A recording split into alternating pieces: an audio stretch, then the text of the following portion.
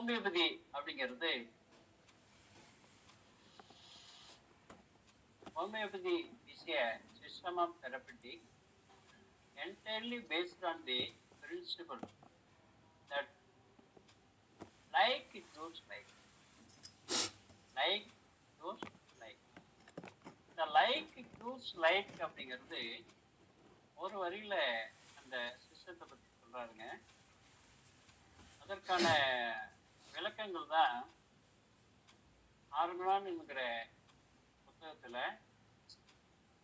Organon of the art of healing என்கிற தலைப்புல அந்த நூல் வந்து எழுதியிருக்கிறாங்க.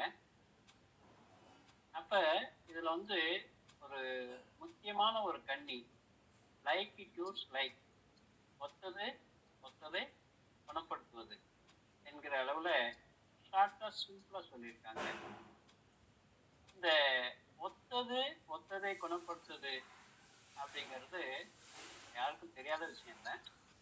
இந்த ஒத்ததுங்கிறது என்ன, இந்த ஒத்ததுங்கிறது என்ன அப்படின்னு பாக்குறப்போ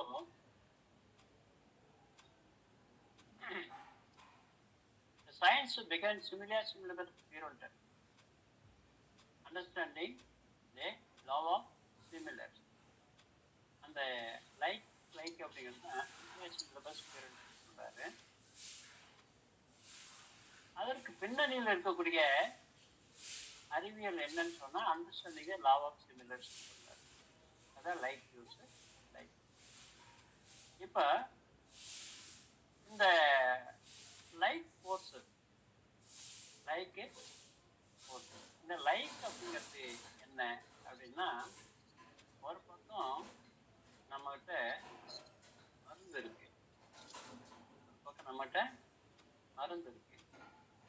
இன்னொரு பக்கம் பேரர்கள் இருக்கிறாங்க. மருந்து என்ன வடிவத்தில் இருக்கிறது அப்படின்னு பாத்தீங்கன்னா, மருந்துல இருக்கிறது ஒரு ஆற்றல் மட்டும்தான், ஒரு ஆற்றல் கட்டமைப்பு, எனர்ஜி பேட்டர்ன் அப்படின்னு சொல்லலாம். And the form of energy. உங்க கையில இருக்கிற மருந்து என்பது அது எந்த மருந்தா கூட இருக்கலாம். பல்செட்டில் எடுத்துங்க, பிரியாணி எடுத்துங்க, ஆரம்பட்டு எடுத்துங்க, சிகிச்சை எடுத்துங்க, எஸ்ட்ராக்ட், எந்த மருந்து எடுத்தாலும் அந்த மருந்துக்குள்ள இருக்கிறது எனர்ஜி மட்டும். ஆடியபிளா இருக்குங்களா?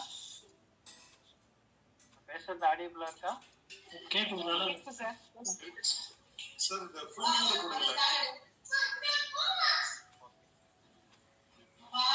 அப்போ மருந்து நம்ம கையில இருக்கிறது அப்படிங்கிறது ஆற்றல் வடிவத்துல இருக்கு. இதை ஒத்ததை குணப்படுத்தும். லைக் இது ஒத்ததை குணப்படுத்தும். அப்ப நாம் மருந்து வச்சிருக்கிறோம், அது ஆற்றல் மட்டத்தில் இருக்கு, அதை குணப்படுத்த தயாரா இருக்கு. அப்ப அது எந்த மட்டத்துக்கு போய் வினைபுரியுது அப்படின்னா, அதே ஆற்றல் மட்டத்தில் தான் போய் வினைபுரியுது. ஆற்றலோடு மட்டுமே வினைபுரியும். சரிங்களா? அப்போ அந்த ஆற்றல் வடிவத்தினுடைய மருந்தை நாம எங்க மேட்ச் பண்றோம் அப்படின்னா,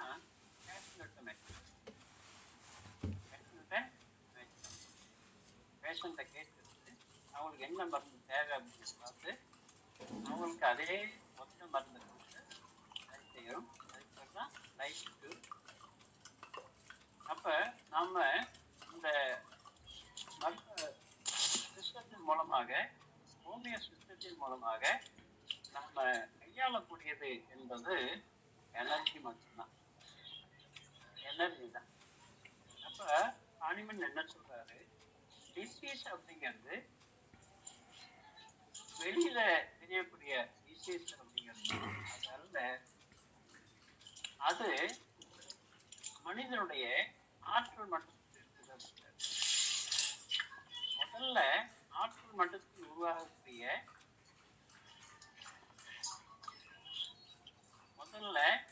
ஆற்றல் மட்டத்தில் இருக்கக்கூடிய மைண்ட்ல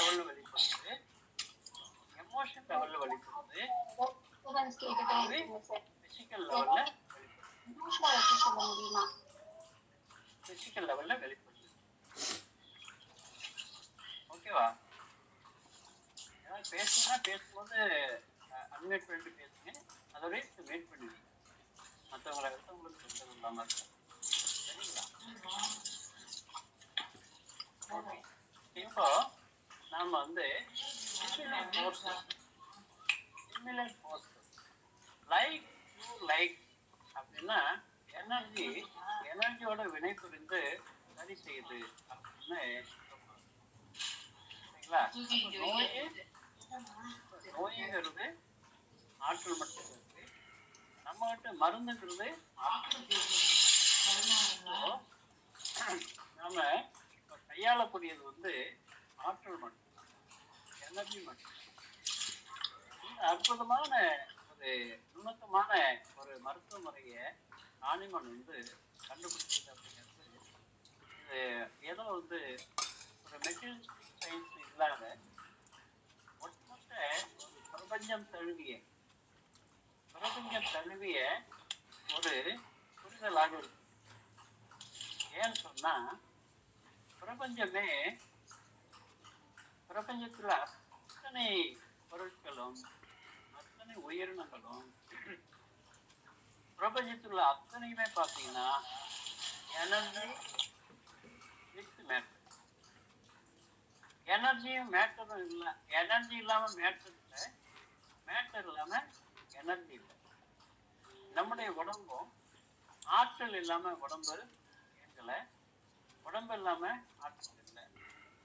கருவாக உருவாகும் போது நம் உடலும் அந்த ஆற்றலும் இணைந்து இந்த மனித தேகத்தை கொடுக்கிறது அப்படிங்கிறத நம்ம பார்க்கணும். புரியுங்களா? அப்ப இந்த உடல்ல இயக்கம் என்பது கருவில் தொடங்கி கருவறை வரை கருவறை தொடங்கி கல்லறை வரை இருக்கிறது. சரிங்களா? ஸோ இந்த இயக்கம், இது ஒரு இயக்கம். உயிர் என்பது ஒரு இயக்கம். அது உருவாகி வளர்ந்து வாழ்கிறது. லைஃப் அப்படின்னு சொன்னா லிவிங் அப்படிங்கிறது வாழ்தல். அப்ப இங்க எனர்ஜி என்பது உங்க இதயம் எப்போது தொடங்கப்பட்டதோ, அது நாம் அறியாமலேயே இதயம் இயங்க தொடங்கியது. ஏன்னா நம்முடைய உயிர் நம்ம விட்டு எழுகிற வரை அது இயங்கிக் கொண்டே இருக்கும். ஒரு இயக்கம் வேணும்னு சொன்னா அங்கே ஆற்றல் இல்லாமல் ஒரு இயக்கம் இருக்காது.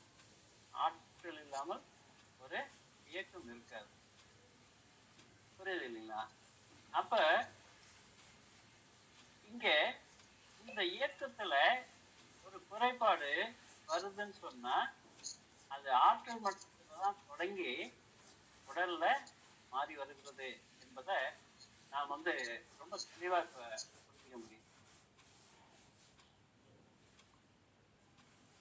அவ்வாறு நாம் வந்து ஆற்றலை கையாளுறோங்கிறது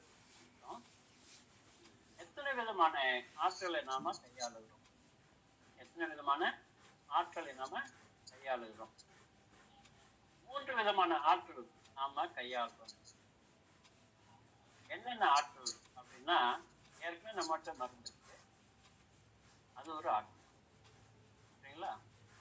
அடுத்து இன்னும் 2 ஆற்றல், அது நம்ம உடம்புக்குள்ளே இருக்கு. நாம் பார்க்கக்கூடிய பேரறிவு, நான் பார்க்கக்கூடிய பேரறிவு இருக்கிறது 2 விதமான ஆற்றல் இருக்கு. ஒண்ணு மனித இனத்துக்கே உரிய மனிதனுடைய human vital, pure human energy. அதே உடம்புல என்ன ஒரு டிசீஸ் எனர்ஜி இருக்கு. ஹியூமன் வைட்டல் ஃபோர்ஸ் என்பது மனிதனை ஆரோக்கியமாக மகிழ்ச்சியாக அந்த மனிதனுடைய பர்பஸ் ஆஃப் லைஃப், வாழ்வின் உன்னதமான நோக்கத்திற்காக இந்த உடம்பை வாழ வைக்கிறது. அது ஹியூமன் வைட்டல் ஃபோர்ஸ். இன்னொன்று அதற்கு எதிரான தன்மைகள் இருக்கக்கூடியது டிசீஸ் ஃபோர்ஸ். அப்ப டிசீஸ் ஃபோர்ஸ் என்பதுதான் நமக்கு நம்ம உடம்புல அழிவை உருவாக்கக்கூடிய, நம்ம உடம்பில் அழிவை உருவாக்கக்கூடிய ஒரு ஆற்றல் கட்டமைப்பாக இருந்து கொண்டிருக்கு. அந்த அழிவை உருவாக்கக்கூடிய ஆற்றல் கட்டமைப்பு என்பது டிசீஸ் எனர்ஜி பேட்டர்ன். இப்ப நாம இந்த 3 மெடிசனல் ஃபோர்ஸ், டிசீஸ் ஃபோர்ஸ், அவர் ஓன் வைட்டல் ஃபோர்ஸ், இந்த 3 விதமான ஆற்றலை நாம கையாளும். சரிங்களா? ஸோ இதுல அவர் ஓன் வைட்டல் ஃபோர்ஸ் நமக்கு உதவி செய்யக்கூடிய, நம்மை மகிழ்ச்சியாக நம்முடைய வாழ்வில் லட்சியத்தை நோக்கி இந்த உடம்பை வாழ வைக்கிறது. சரிங்களா? ஸோ நாம் இந்த உடம்பிலிருந்து அப்புறப்படுத்த வேண்டியது, அந்த உடம்பை தூய்மைப்படுத்துவதற்காக, ஒழுங்குபடுத்துவதற்காக, ஆரோக்கியமாக வாழ வைப்பதற்காக நாம் நம்முடைய பேரறிவிலிருந்து வெளியே கொண்டு வர வேண்டிய ஒரு ஆற்றல் கட்டமைப்பு எதுன்னு சொன்னா டிசீஸ் ஃபோர்ஸ். இப்ப அந்த டிசீஸ் ஃபோர்ஸ் அப்படிங்கிறது என்ன அப்படின்னா, பிரபஞ்சமே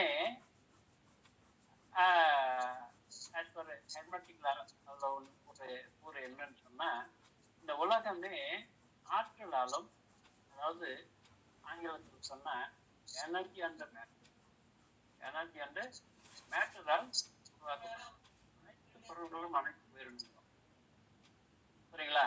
மேட்டர் இல்லாம எனர்ஜி இல்லை, எனர்ஜி இல்லாம மேட்டர் இல்லை.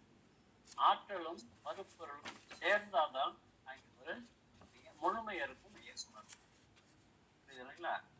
அப்ப இப்ப இந்த டிசீஸ் ஃபோர்ஸ் அப்படிங்கிறது எப்படி நமக்குள்ள இன்னொன்று சேருது? நம்ம மனிதனுக்கு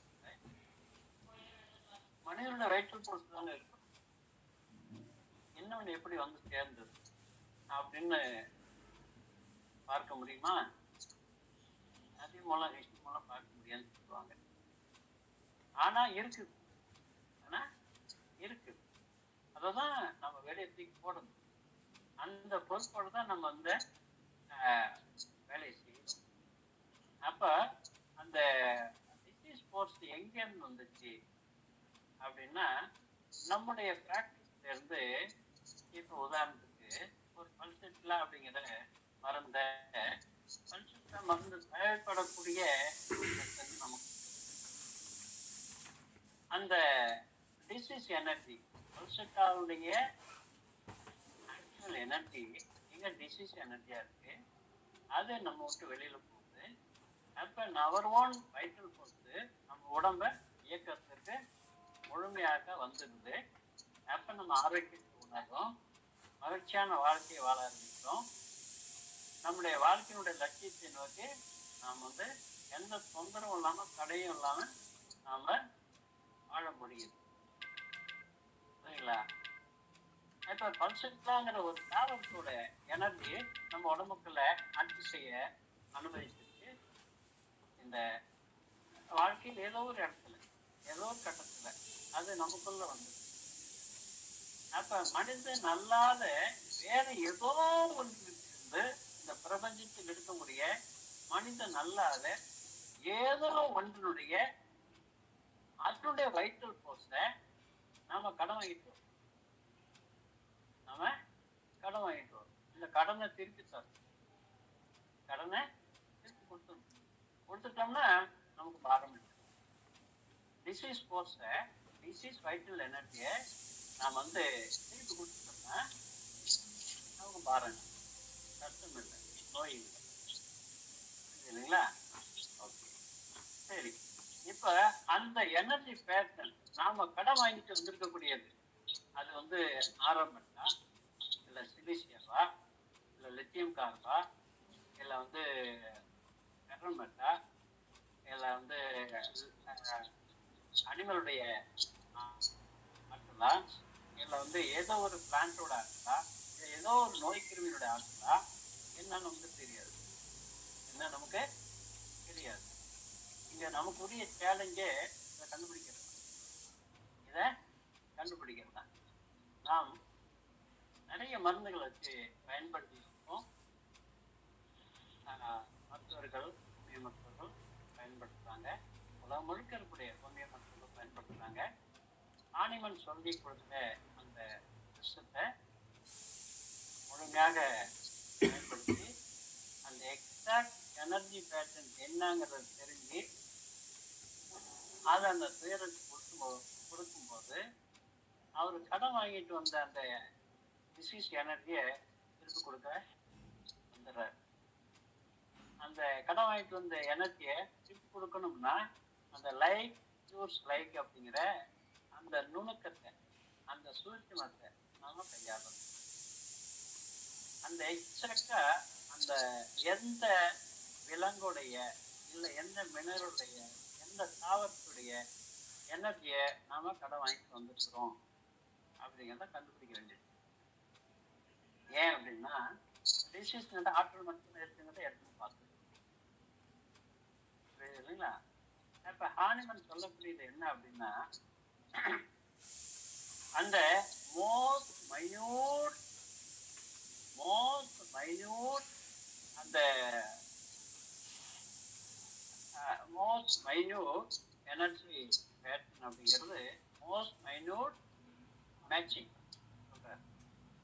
ரொம்ப துல்லியமாக அந்த டிசீஸ் எனர்ஜி பேட்டர்னுடைய மேட்ச் ஆகக்கூடிய நீங்க மருந்தை கண்டுபிடிச்சீங்கன்னா அது அவருடைய ஒட்டுமொத்த நோயை சரி செய்திடும் அப்படிங்கிறார். அதை எப்படி பார்க்கணும்னா ஹோலா பார்க்கணும், ஹோல் முழுமையா பார்க்கணும், அதை தனித்துவப்படுத்தி பார்க்கணும், இண்டிவிஜுவலைஸ் பண்ணி பார்க்கணும் அப்படிங்கிறார். ஸோ முழுசாவும் பார்க்கணும், இண்டிவிஜுவலைஸ் பண்ணி பார்க்கணும் அப்படிங்கிறாரு. அது எந்த மட்டத்தில் இருக்கணும்னா ஆற்றலாக இருக்கும், ஆற்றல் கட்டமைப்பாக இருக்கும் அப்படின்னு சொல்லி சொல்றாரு. ஸோ மருந்து எல்லாத்துலேயும் நான் வந்து ஆயிரக்கணக்கான மருந்துகள் ஹோமியோபதியில் வந்துருக்கு. மருந்துகள் இப்போ தரலாம் கிடைக்கும்.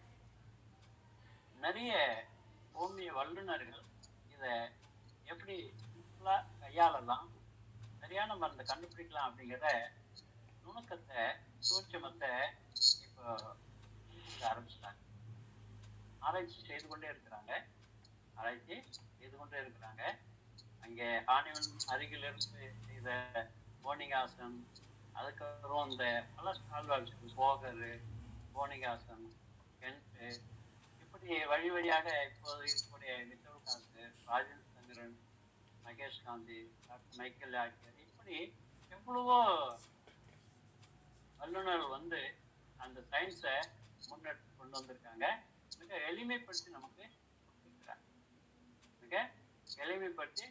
இருக்கிறாங்க. அதை எப்படி நாம் வந்து ப்ராக்டிஸ்ல வந்து பயன்படுத்துறது அப்படிங்கிறத பற்றியும், அதன் மூலம் எப்படி வந்து நாம் மனிதர்களை துயரத்திலிருந்து வெளியே கொண்டு வருது அப்படிங்கிறத பற்றிலாம் தொடர்ல நாம பார்க்கணும். சரிங்களா? இப்போ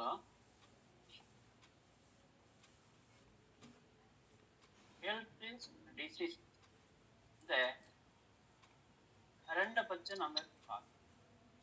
ஹெல்த்துங்கிறது என்ன, ஆரோக்கியம் அப்படிங்கிறது என்ன, உடம்போட இயக்கம் என்பது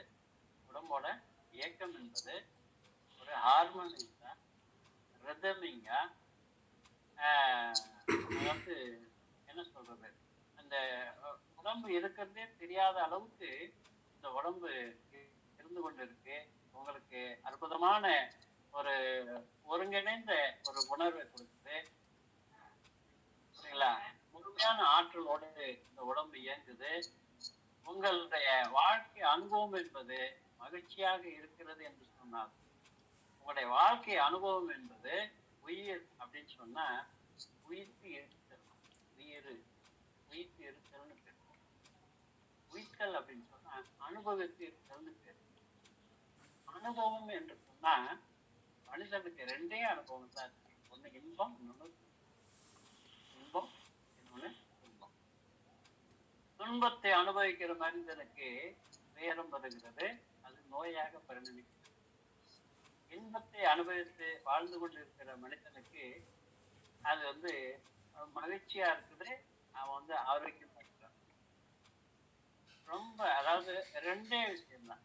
ஒண்ணு மனிதனுடைய அனுபவத்தின் போது ஒண்ணு இன்பம், இன்னொன்னு துன்பம். அப்ப இன்பமாக இருக்கிற மனிதனுக்கு நோய் வர்றதே இல்லை. நீங்க அந்த துன்பத்தை அனுபவிக்கிறத ஸ்ட்ரெஸ்ன்னு சொல்றாங்க, டென்ஷன் சொல்றாங்க, கோபம் சொல்றாங்க, எரிச்சல் சொல்றாங்க. இப்படி பல வாழ்க்கையின் அனுபவங்களை வந்து சொல்றாங்க. அதே நேரத்துல நீ வந்து அடுத்ததுல அந்த அனுபவங்களை வந்து பாத்தீங்கன்னா இன்பம் துன்பம் என்கிற அனுபவங்களை இன்னும் விரிவா பார்த்தா பாசிட்டிவான அனுபவங்கள் அப்படிங்கிறது அன்பா, கருணையா, மகிழ்ச்சியா, ஒரு வந்து நம்பிக்கையோட, பெருமிதத்தோட, என்ன அடுத்தவங்க மீது வந்து கருணை உணர்வோட மகிழ்ச்சியாக இருப்பது என்பது பாசிட்டிவ் எமோஷன்ஸ்ன்னு சொல்றாங்க. இன்னொரு பக்கம் கோபம், பயம், வருத்தம், குற்ற உணர்வு, வெறுப்புணர்வு, இதெல்லாம் இந்த மாதிரி எவ்வளவோ உணர்ச்சிகள், இதெல்லாம் நெகட்டிவ் எமோஷன்ஸ். நெகட்டிவ் எமோஷன்ஸ் சொல்றோம். இந்த பாசிட்டிவ் எமோஷன் அப்படிங்கிறது உங்களுக்கு மகிழ்ச்சியின் விளைவாக வரக்கூடியது. மகிழ்ச்சியின் விளைவாக வரக்கூடியது. நிறைவாக வாழ்வது என்கிற உணர்வின் மூலம் வரக்கூடியது. நிம்மதியாக வாழ்வது என்கிற உணர்வின் மூலம் வரக்கூடியது. அமைதியாக வாழ்வது என்கிற உணர்வின் மூலம் வரக்கூடியது. நிறைவு, நிம்மதி, அமைதி இதெல்லாம் சேர்ந்து உங்களுக்கு மகிழ்ச்சி கொடுக்கிறது. அந்த மகிழ்ச்சி என்பது ஒரு ஒத்திசைவான ஒரு இயக்கத்தையும் ஒரு இன்பமயமான ஒரு அனுபவத்தையும் உங்கள் உடம்பில் கொடுக்கிறது. அப்படி இருக்கும்போது உங்களுக்கு உடம்புல எந்த மாறுபட்ட இயக்கத்தையும் உங்களால பார்க்க முடியாது. சாப்பாடு அது பாட்டு நீங்க சாப்பிடுவீங்க, நல்லா செய்யணும், தூங்குவீங்க, கனவு இல்லாம நல்லா நிம்மதியா தூங்குவீங்க, சரிங்களா? ஒரு வேலையை செய்வீங்க, நல்ல ஒரு இதமான உணர்வோடு பக்கத்தில் இருக்கவங்க எல்லாம் மகிழ்ச்சியா பேசிட்டு நேரம் போறதே தெரியாம எல்லாம் வேலை பார்ப்பீங்க. புரியுது இல்லைங்களா? ஸோ அந்த மகிழ்ச்சி என்பது மிக மிக அவசியமாக இருப்பது ஆரோக்கியம். இன்னொரு புறம் பார்த்தீங்கன்னா நெகட்டிவ் எமோஷன்ஸ், அது வந்து நோயின் வெளிப்பாடாக இருக்கிறது. நோயின் வெளிப்பாடு என்று சொன்னா கோவப்படுறது, வருத்தப்படுறது, அதிர்ச்சி அடைகிறது, அவமானப்படுறது, குற்ற உணர்ச்சியோடு இருக்கிறது, இப்படி வெறுப்புணர்வோடு இருக்கிறது, பயத்தோடு இருக்கிறது, இப்படிப்பட்ட நெகட்டிவ் எமோஷன்ஸோட இருக்கிறது என்பது நோயின் வெளிப்பாடாக இருக்கு. அது தலைவலியை கொண்டு வரும், கண்ணு காலில் பிரச்சனை கொண்டு வரும், செரிமான கோளாறு கொண்டு வரும், மசில்ஸ்ல, போன்ஸ்ல வகை வகையான நோயாக வெளிப்பாட கொண்டு வருதுங்க. அப்ப இந்த இரண்டு விதமான அனுபவங்கள் தான் நமக்கு வந்து உயிர்ப்பு இருக்கிறது. இந்த உயிர்ப்பு இருக்கும்போது இரண்டு விதமான அனுபவங்கள் தான் எது ஹெல்த் எது டிசீஸுங்கிறத உங்களுக்கு பறைசாற்று, சரிங்களா? அப்போ இது எங்க தொடங்குது அப்படின்னு சொன்னா ஆற்றல் மட்டத்தில் தொடங்குது. நம்மளுடைய வைட்டல் ஃபோர்ஸ் நம்மளை வந்து ஆட்சி செய்கிறது என்று சொன்னா நாம மகிழ்ச்சியா வாழ்வோம். நம்மளுடைய டிசீஸ் ஃபோர்ஸ் நம்மளை ஆட்சி செய்யறதுன்னு சொன்னா நாம் நேரத்தில் நோயில் வாழ்வோம். அப்போ இந்த ஆரோக்கியம் என்பதற்கும் நோய் என்பதற்கும் மகிழ்ச்சி என்பதற்கும் மகிழ்ச்சிக்கு எதிரான உணர்வுகள் என்பதற்கும் எது காரணமா இருக்குன்னா ஆற்றல் தான் காரணமா இருக்கு. அப்ப நாம் வாங்கி வந்த அந்த கடனை திருப்பி தரணும் அப்படின்னா அந்த துயரத்திலிருந்து அந்த டிசீஸ் எனர்ஜி என்னவா இருக்கு அப்படிங்கிறத எக்ஸாக்டா நம்ம கண்டுபிடிக்கணும். பாருங்க, ஹெல்த் அப்படிங்கிறதுனாலும் சரி, இல்லை டிசீஸ் அப்படிங்கிறதுனாலும் சரி, அங்க வந்து மனிதர்கள் தங்கள் வாழ்க்கையில் தான் அனுபவிக்கக்கூடிய மகிழ்ச்சியா அல்லது துன்பமா பொறுத்து ஹெல்த்தா இல்லை டிசீஸா தீர்மானிச்சு. சரிங்களா? இந்த ஆற்றல் என்பது மனிதனுக்கு மகிழ்ச்சியாக மட்டுமே தரப்படுகிறது. இப்ப இந்த ஆற்றல் எந்தெந்த வடிவத்துல எல்லாம் இருக்குது அப்படிங்கிறத இப்ப நீங்க பார்க்கலாம். இந்த குழந்தைகளுடைய மகிழ்ச்சிக்கு அந்த விளையாட்டு அவசியமாகும். அவங்க எல்லாரும் ஒன்னா சேர்ந்து விளையாடுவது. இந்த குடும்ப அங்கத்தினர்கள் உல்லாசமா அவங்க வந்து ஒரு எக்ஸ்கர்ஷன் மாதிரி போய் அங்க வந்து ஒன்னா இருந்து அவங்க கூடி கலாவது அவசியமா இருக்கு. இங்க ஒரு விவசாயி மாடு ஏறு எல்லாம் வந்து ஒரு உழைப்பு நடக்கிறது, ஒரு ஆக்கப்பூர்வமான செயல்பாடு நடக்கிறது, ஒரு உற்பத்தி நடக்கிறது. சரிங்களா?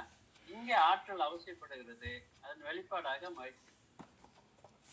இங்க பாருங்க, எல்லாரும் ஒரு நோக்கத்துக்காக ஒன்னா சேர்றாங்க, ஒரு செயல் இறங்குறாங்க, ஒரு வாழ்வில் இணைந்து வாழ்வது, மகிழ்ச்சியாக வாழ்வது என்கிற அளவுல இங்க பாக்குறோம். அங்க அனைவரிடமும் அந்த மகிழ்ச்சி சந்தோஷத்தை பார்க்க முடிகிறது. இங்க பாருங்க, பிரபஞ்சத்துல இருக்கக்கூடிய அந்த உன்னதமான அழகு, அந்த அழகை ரசிப்பதற்கும் அதை துய்ப்பதற்கும் இங்க இவ்வளவு பேர் வந்திருக்கிறாங்க. அவங்க அந்த ஆரோக்கியத்தை அடைவதற்கு மட்டுமல்ல, அதை தொடர்ந்து வைத்துக் கொள்வதற்கும் இவங்க இப்ப இந்த மாதிரியான செயல்ல, இந்த மாதிரியான போக்குவரத்துல, உல்லாசத்துல அவங்க இருக்கிறாங்க.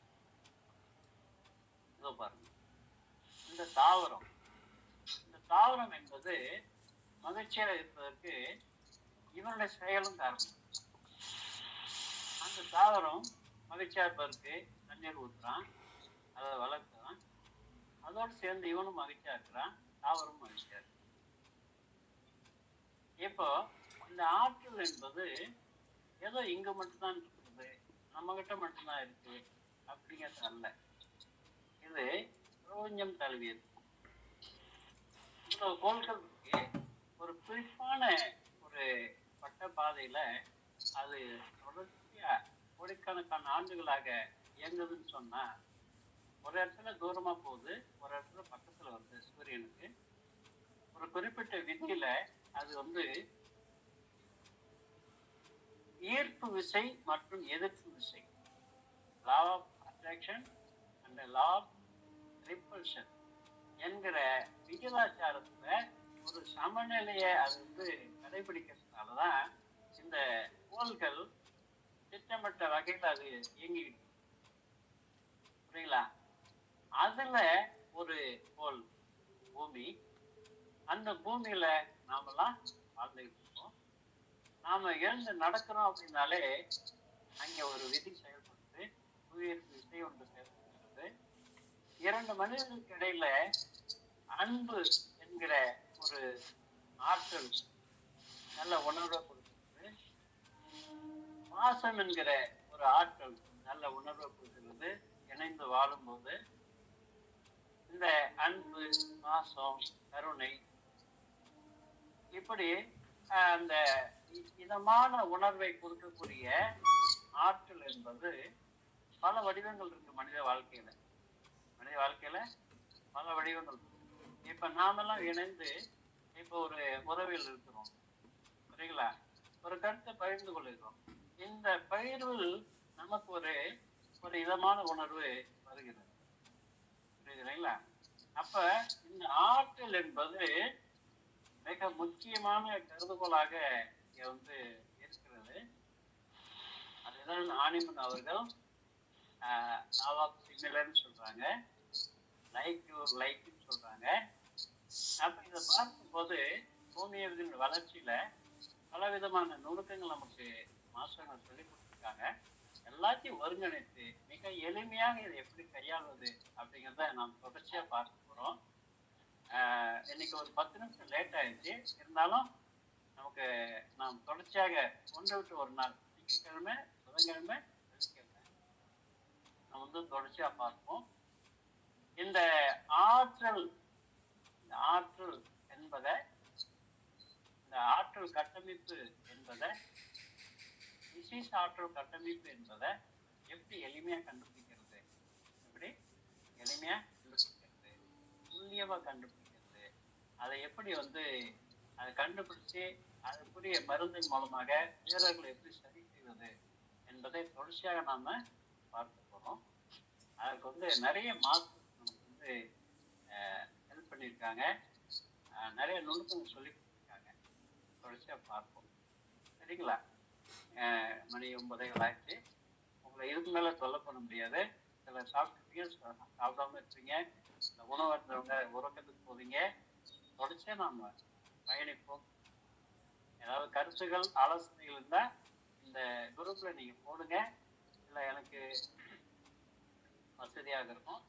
ஏதாவது உங்களுக்கு தேவை, ஹோமியோபதி சம்பந்தமா ஏதாவது உதவிகள் தேவை அப்படின்னாலும் இந்த குரூப்ல தாராளமா நீங்க வந்து உங்களுடைய கருத்துக்களை பதிவு செய்யுங்க. இன்னும் மேற்கூட அன்பர்களுக்கு சொல்லுங்க. இங்க தமிழகத்துல நம்ம வந்து மிக சிறப்பான முறையில இந்த ஹோமியோபதி உங்களுடைய அன்பான ஒத்துழைப்போடு என்னுடைய உரையை நான் வந்து மீண்டும் தொடர்கிறேன். நீங்க ஏதாவது கருத்துக்கள் இருந்தா சொல்லுங்க. மிக்க நன்றிங்க. நன்றிங்க ஐயா. சரி, மிக்க நன்றிங்க. வணக்கம் சார், நான் பாலசுப்ரமணியம் சார். மிக அருமையான உரை சார். வணக்கம் சார். வணக்கம் சார். இது வந்து ஒரு மிகப்பெரிய ஒரு தொண்டுள்ளத்தோட உங்களுக்கு தெரிஞ்ச மிகப்பெரிய ஒரு டெக்னிக் இது. இன்னைக்கு வந்து இதை வந்து பணமாக்கிறதுக்கு தான் பாக்குறாங்க. நீங்க எல்லாத்துக்கும் இந்த டெக்னிக்கை வந்து சொல்லி கொடுக்குறீங்க. ரொம்ப அருமை சார். உங்களுடைய சேவை தொடரட்டும். எங்களுக்கு இதை கத்துக்கிறதுல ரொம்ப ஆர்வமா இருக்கும் சார். உங்களுடைய கண்டினியூவா நாங்க கேட்கறோம் சார். நன்றி சார். ஒரே ஒரு இது, இந்த துளசி ப்ராடக்ட் மைக் ஆன் பண்ணியே வச்சிருக்காரு.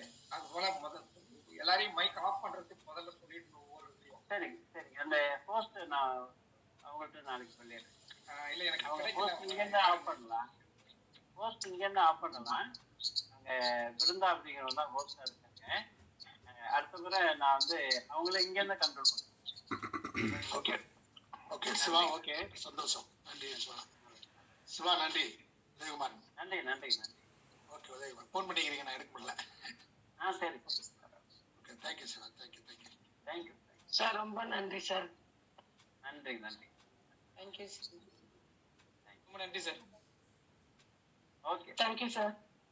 Thank you sir. ரொம்ப நன்றிங்க சார். வாழ்வோட நன்றி நன்றி நன்றி சார். நன்றி நன்றி சார். நன்றி. Thank you sir. Thank you sir. Thank you thank you. ஐயா ஐயா நன்றிங்க ஐயா. நன்றி நன்றி நன்றி.